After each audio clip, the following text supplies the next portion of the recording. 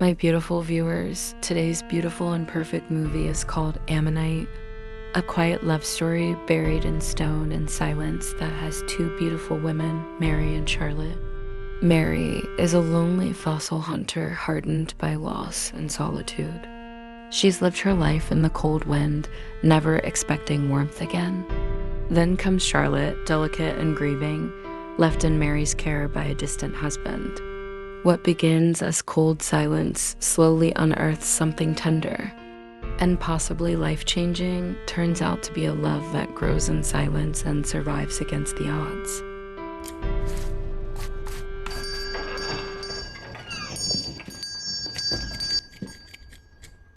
Yes? No, please, don't let me disturb you. Is there something you wanted, sir?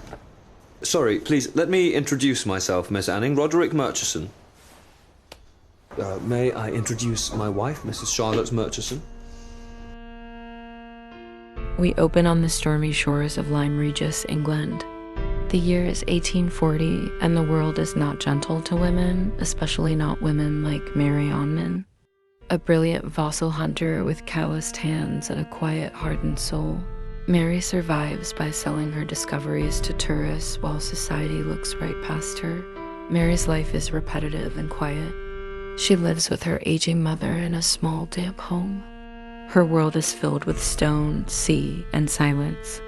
I've seen that particular relic in the British Museum, and that's one of yours?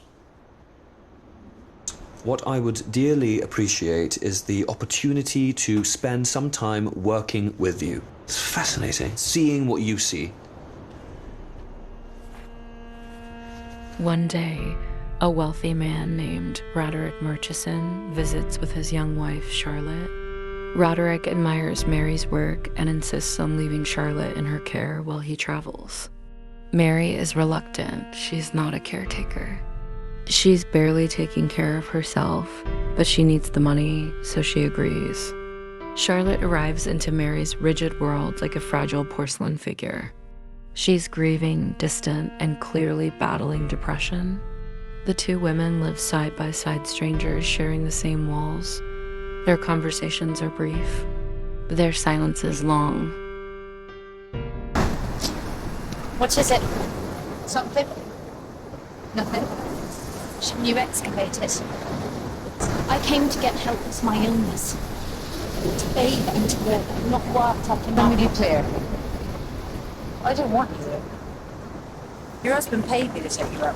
But please don't question or presume to tell me how I conduct my business. Things shift when Charlotte falls ill. Mary steps in, not with words, but action, feeding her, bathing her, sitting by her side through fevered nights. The cold distance between them begins to thaw. For the first time, Mary offers care not out of obligation, but connection. Charlotte recovers. And now, something is different. The two begin to walk together along the beach. Mary teaches her about fossils, how to find life hidden in stone. They share meals, glances, and small moments that carry more weight than words ever could. Slowly, quietly, they begin to understand each other. You look tired. I always look tired. You look after me like your child. You don't have any? No.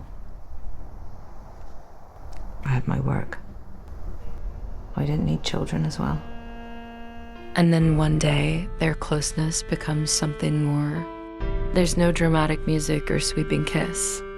Just a quiet moment of intimacy, deep, respectful, and real. Two lonely women finding warmth in a cold world, but their time is brief. Roderick returns, and Charlotte must go back to her life in London. Mary is left alone again. The silence returns, but now it's filled with memories. Dr. Lieberson has come to see you. Oh no, sorry. More a social visit, an invitation. A musical evening. What about Mrs. Murchison? Yes, I just thought given Mrs. Murchison's condition, might prove a little over stimulating. Rubbish. As her doctor, I would strongly advise against it. And as her friend, I disagree. Later, a letter arrives. Charlotte invites Mary to London. Mary travels to meet her, uncertain and hopeful. Charlotte greets her warmly, but not quite intimately. She's arranged a separate, elegant guest room. It's beautiful, but not theirs. The final scene is delicate. There are no loud declarations, no promises. Just two women in a room, standing across from each other.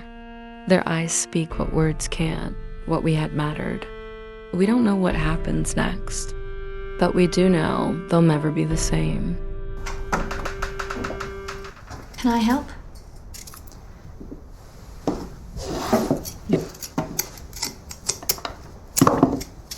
Maybe you could get some coal.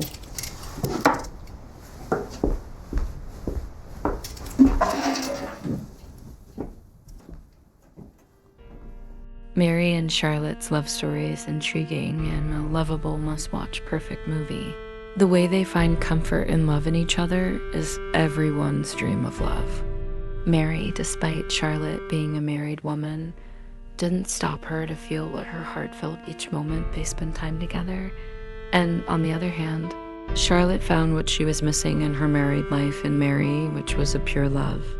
They shared the little time they had being there for each other in moments of sadness and also in moments of sorrows, which to me was epic seeing them two together.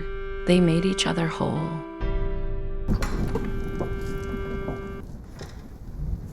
You left me. What are you writing? Please don't be silly. Let me see. Please.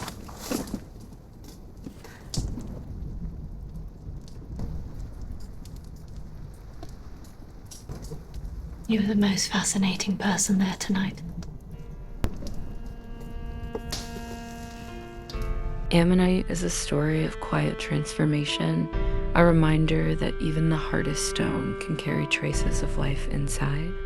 Mary and Charlotte's connection might not fit the world they live in, but it changed them just the same.